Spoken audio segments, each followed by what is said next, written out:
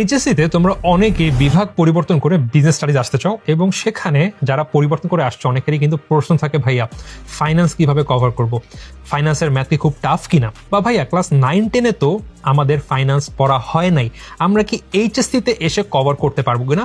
এই সকল প্রশ্নের উত্তর দিব এই ভিডিওতে। তো শর্টে বলি, হ্যাঁ ভাই, খুবই ইজিলি কভার করতে পারবে এবং ইজিলি তোমরা ফাইন্যান্সে A+ আনতে পারবা। দেখতে থাকো পুরো ভিডিও। ফাইন্যান্স কিন্তু ক্লাস 9-10-এর মতো জেনারেল ম্যাথ বা হায়ার ম্যাথের মতো কোনো সাবজেক্ট না, রেদার এটি একটি ফর্মুলা বেসড সাবজেক্ট।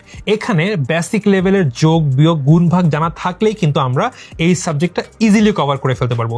এটি একটি ফর্মুলা বেসড সাবজেক্ট যেখানে আমরা বেসিক ক্লিয়ার করে কনসেপ্ট বুঝে যদি ফর্মুলা অ্যাপ্লাই করি তাহলেই কিন্তু আমাদের সকল রকমের ম্যাথ সলভ হয়ে যাবে। জাস্ট আমাদের ফর্মুলা অ্যাপ্লাই করে বিভিন্ন ডিসিশন নিতে হবে, আমি কি অমুক জায়গায় ইনভেস্ট করবো কি করবো না, আমি কি অমুক জায়গায় টাকা রাখবো কি রাখবো না, আমি কি লোন নিবো কি নিবো না, এই সকল বিষয়। দেন এইটার সাথে কিন্তু রিয়েল লাইফের অনেক বেশি মিল আছে। আমি ব্যাংকে টাকা রাখলে কত পার্সেন্ট ইন্টারেস্ট দিবে, আমি যদি লোন নেই আমাকে কতগুলো কিস্তিতে কি পরিমাণ টাকা জমা দিতে হবে, বা আমি ব্যাংকে যে ডেবিট কার্ড ক্রেডিট কার্ড নিই এগুলো কিভাবে কাজ করে, কেন্দ্রীয় ব্যাংক কিভাবে কাজ করে, আমরা কিন্তু এই সকল অনেক বিষয় সম্পর্কে অলরেডি জানি এবং ফাইন্যান্সে এগুলাই ফর্মালি শেখানো হয়। সো আমরা ইজিলি এগুলো আমাদের যে বর্তমান লাইফ আছে, আমাদের দৈনিক জীবন আছে, সেখান থেকে রিলেট করে পড়তে পারবো। তাই ফাইন্যান্স শেখা কিন্তু অনেক বেশি ইজি হয়ে যায় এবং শুধুমাত্র এটা যে আমাদের এইচএসসির জন্যই প্রয়োজন তা না, এটা কিন্তু আমাদের ফিউচার লাইফে বিভিন্নভাবে হেল্প করে। এখন ভাইয়া, আপনি কি আপনার কোনো বন্ধু বান্ধবকে দেখেছেন যারা সায়েন্স থেকে এসে এইচএসসিতে ফাইন্যান্স A+ পেয়েছে? হ্যাঁ রে ভাই, এরকম অনেক মানুষকে দেখেছি যারা এসএসসিতে সায়েন্সে ছিল এবং এইচএসসিতে কমার্সে বা বিজনেস স্টাডিজে এসে অ্যাকাউন্টিং ফাইন্যান্স সকল বিষয়ে ফাটিয়ে দিয়েছে। কারণ এইখানের বিষয়গুলো খুবই ইজি, একটু কনসেপ্ট ক্লিয়ার করে বেসিক থেকে পড়লেই তোমরা সব ক্লিয়ার করে ফেলতে পারবে।